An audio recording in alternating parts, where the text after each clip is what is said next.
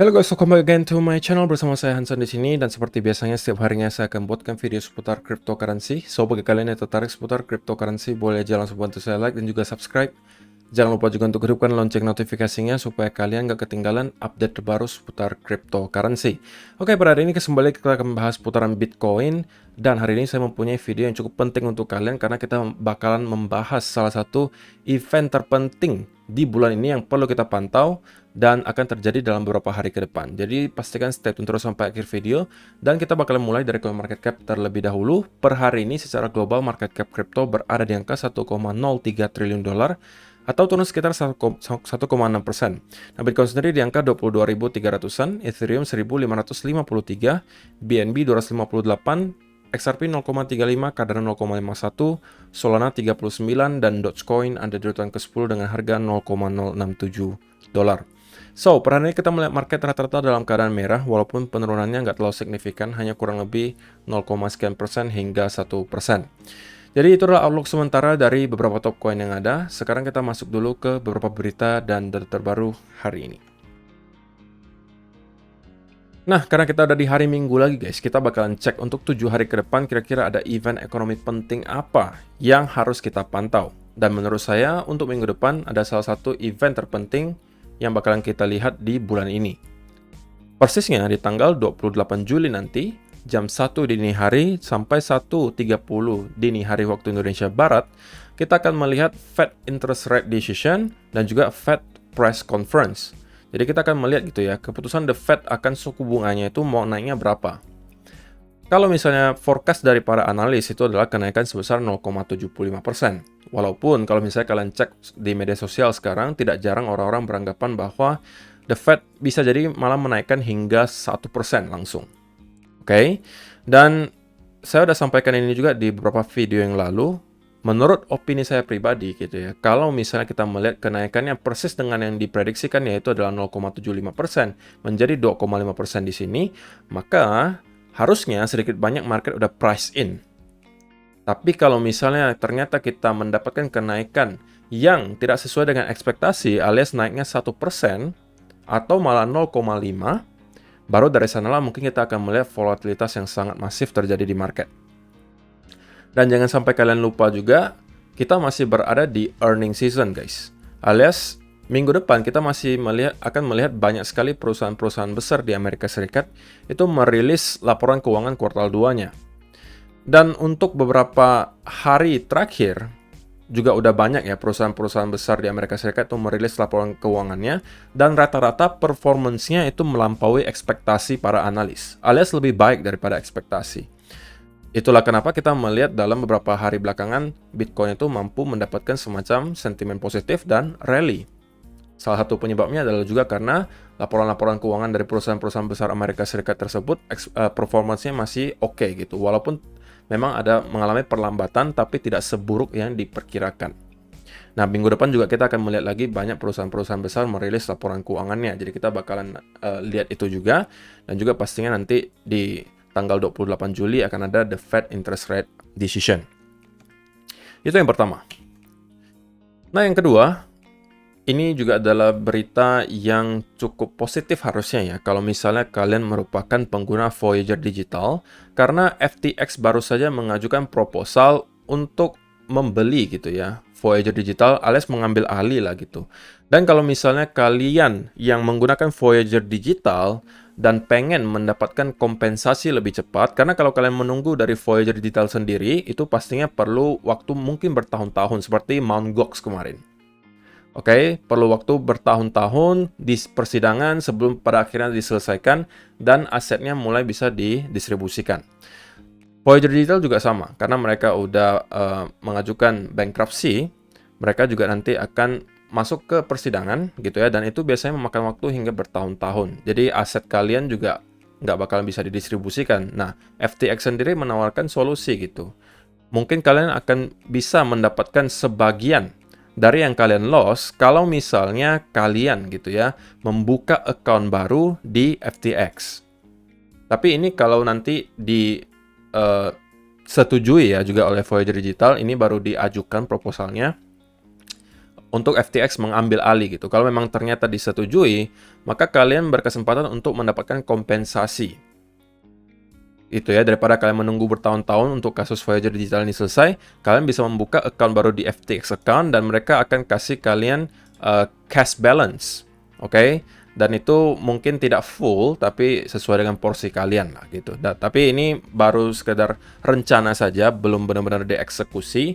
Jadi ini mungkin sedikit selingan saja buat kalian yang mungkin ada memakai Voyager Digital, ada secerca harapan lah at least. Kalau misalnya kalian mau mendapatkan kompensasi lebih cepat, kalian bisa membuka account baru di FTX. Tapi itu pun kalau nanti sudah disetujui ya guys. Oke, jadi ini adalah berita selingan saja. Nah, berikutnya kita juga mendapatkan sedikit sentimen positif nih guys. Ada berita gitu ya, Rusia dan Ukraina sudah menandatangani perjanjian untuk melanjutkan ekspor biji-bijian melalui Laut Hitam atau Black Sea.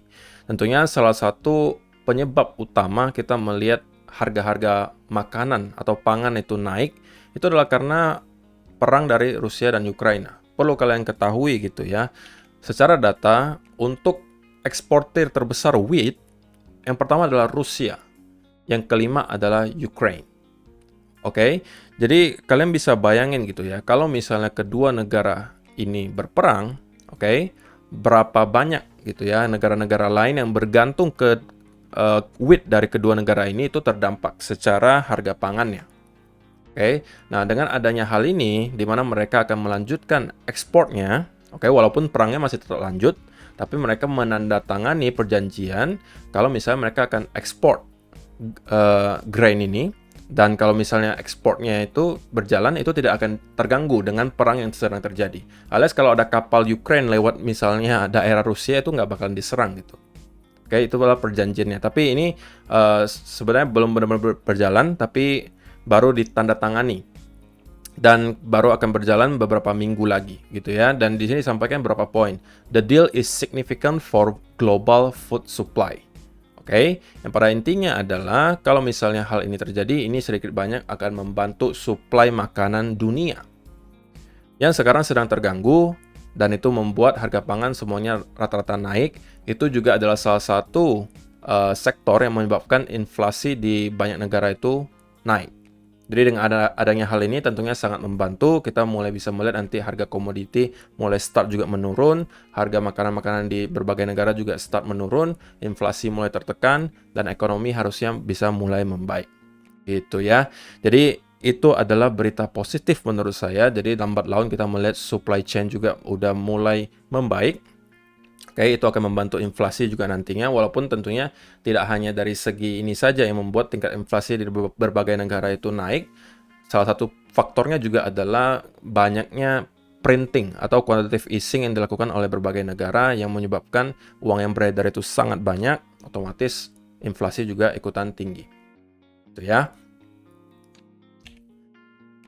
So, yang terakhir sebelum kita masuk ke chart, saya pengen ingatkan lagi untuk kalian yang sedang mencari exchange untuk diversifikasi aset, kalian bisa mencoba di Bybit karena di Bybit banyak sekali fitur yang ditawarkan, baik itu dari segi staking atau launchpad atau kalian mau trading future. Di sini chartnya semuanya sangat stabil dan kalian mungkin bisa mengconsider Bybit menjadi salah satu exchange kalian. Jadi kalau misalnya kalian tertarik untuk mendaftar, silakan kalian klik link yang ada saya sediakan di kolom description box di bawah untuk mendaftar. Karena dengan mendaftar dengan link tersebut, kalian berkesempatan memenangkan reward hingga $4.000. So, itu adalah beberapa data berita hari ini yang pengen saya sampaikan untuk kalian. Sekarang kita masuk dulu ke chartnya Bitcoin dan saya pengen mulai dari daily chart terlebih dahulu. Nah, di daily chart kita bisa melihat bahwa kita sudah 1, 2, 3, 4 hari berturut-turut guys. Itu printing candle merah. Dan so far kita melihat penurunan yang terjadi di sini cenderung korektif. Itu yang sebenarnya saya cari gitu ya, bahwa kita sudah break dari area key level di sekitaran sini dan kemudian kita terkonsolidasi di atas area tersebut. Walaupun kita terkoreksi, tapi ini cenderung korektif menurut saya. Dan so far masih on track dengan senario yang dari kemarin kita sudah bicarakan. Gitu ya. Nah, kalau kita zoom in misalnya ke time frame yang lebih kecil di 1 hour chart, mungkin kita bakalan bisa lihat untuk lebih jelasnya. Oke, yang pertama kita highlight dulu hal yang kemarin kita sudah bicarakan, yaitu adalah potensial bear flag di sini. Oke, yang harusnya kalian tidak terjebak untuk membeli di sini ya guys, karena saya kemarin di video kemarin sudah sampaikan ini adalah bear flag, jadi ini berpotensi untuk terus melanjutkan penurunan ke bawah dan kemungkinan akan break di bawah area low di sini dan membuat low baru. Jadi kita sudah persis mengikuti senario yang kemarin kita ekspektasikan terjadi dan kita sekarang membentuk sebuah pattern baru guys, yaitu adalah ascending channel di sini. Potensial ascending channel. Oke, karena kita ada membentuk trendline di sini dan juga trendline di atas. Dan kita persis bounce dari sana, oke. Dan sekarang kita sedang meretest area di hourly chart yang merupakan sebelumnya area support yang sekarang kita flip menjadi area resistance. Sebelumnya kalau kalian lihat area yang saya highlight di sini, ini merupakan area resistance, support, dan kita udah breakdown sekarang menjadi area resistance lagi. Jadi di 1 hour chart ini adalah area yang sangat penting. Oke, kalau misalnya kita nanti mampu reclaim di atas area ini, kemudian konsolidasi di atas area ini, maka menurut saya tidak ada alasan lagi bagi Bitcoin untuk tidak kembali nge-retest upper trend line-nya di sini. Oke. Dan secara pribadi saya masih sama guys, masih menunggu di sekitaran area yang saya highlight di sini di sekitaran 21.800 sampai 21.300 sebagai area yang cukup signifikan menurut saya, dan saya akan start mencari buying setup di sana.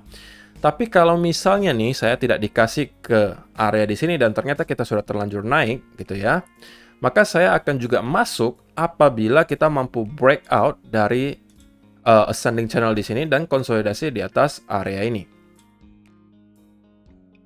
Ini adalah setup bagi saya juga untuk masuk. Jadi satu dari dua senario ini saya akan cari gitu guys. Titik invalidasinya tentunya masih sama, bahwa kalau misalnya kita tidak mampu untuk maintain di atas area yang saya highlight di daily chart di sini dan kita printing daily candle di bawah area ini, body candle-nya closing di bawah area yang saya highlight ini, maka saya akan keluar dari market dulu. Oke? Dan saya akan menunggu lagi apa yang akan dilakukan oleh market berikutnya. Kalau misalnya kita sudah printing body candle di bawah ini, menurut saya chance-nya lebih besar adalah bahwa kita akan kembali retest untuk lower range-nya di sini. Sebelum kalau misalnya kita akan mendapatkan bounce lagi, atau dari sini kita akan membentuk low baru. Dari sana kita mungkin baru bisa cek lagi apa yang terjadi berikutnya. Oke? Jadi itu adalah titik invalidasinya. Sebelum hal tersebut terjadi, maka saya biasnya cenderung masih akan bullish gitu ya. Namun yang perlu kita perhatikan sekarang adalah apakah kita akan membuat 2 wave atau 3 wave di sini sebelum pada akhirnya kita breakout ke atas. Oke, konfirmasinya apa kalau kita buat 2 wave atau 3 wave? Ya kalau kita sudah breakout di atas area ini. Kalau kita dari sini sudah breakout, ya berarti kemungkinan besar kita hanya membuat 2 wave. Tapi kalau ternyata kita kembali ke reject dari area di sini dan kemudian membentuk wave ketiga dan kemudian kita baru breakout, ya berarti kita membuat 3 wave. Sesimpel itu gitu ya guys. Dan untuk short term, simple aja guys. Karena juga kita di hari Minggu, kemungkinan movement-nya untuk hari ini nggak bakalan terlalu signifikan. Yang pastinya adalah kita sekarang sedang mendapatkan rejection dari area key level di 1 hour chart. Selama kita tidak mampu reclaim di atas area ini, maka kemungkinan kita akan kembali membuat low baru menuju ke area yang mungkin saya tunggu di sini. Kalau nyampe, maka saya akan cari untuk buy setup.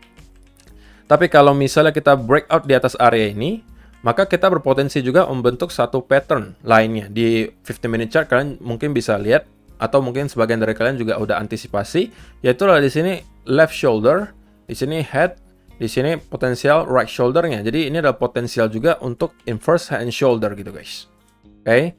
Jadi kalau misalnya kita mampu breakout di atas trend line di sini, sekaligus reclaim area yang saya highlight di sini, menurut saya chance-nya cukup besar kita akan kembali reclaim ke area minimal ya, upper trend line-nya. Sebelum kalau misalnya kita mendapati breakout, maka ini bisa jadi berarti kita akan melanjutkan kenaikan. Kalau ternyata di sini kita mendapatkan pelemahan momentum bull dan kita kemudian mendapatkan rejection lagi dari sini, maka ini bisa jadi berarti kita akan membuat low baru. Oke, jadi area key levelnya untuk 1 hour chart di sini. Kalau kita breakout, berarti kita membuat 2 breakout sekaligus, yaitu breakout dari trendline dan juga breakout dari area resistance. Oke, jadi itu di 1 hour chart. Di 4 hour chart kita juga masih melihat potensial descending channel ini terlihat cukup rapi gitu ya. Jadi ya simple aja ya guys ya. Yang saya tunggu sekarang satu dari 2 scenario yang tadi saya sebutkan, yaitu antara kita kembali merangkak ke sekitaran area di sini dan saya cari buy setup di sekitaran sini, dan saya akan zoom in di time frame yang kecil, mungkin di 15 minute chart untuk melihat pattern reversal seperti yang tadi kita lihat, inverse and shoulder kah, atau ada double bottom, triple bottom, apapun itu di sekitaran sini, dan saya mencoba untuk masuk. Atau kalau kita mampu breakout di atas area ini, saya juga akan ikutan untuk masuk. Oke, sesimpel itu ya guys. Titik invalidasinya juga kalian udah tahu kalau kita mampu reclaim di bawah area ini. Itu aja sih yang perlu saya sampaikan di video hari ini guys. Terima kasih yang sudah menonton sampai selesai. Semoga bermanfaat video hari ini dan kita akan ketemu lagi di video yang berikutnya. Bye-bye.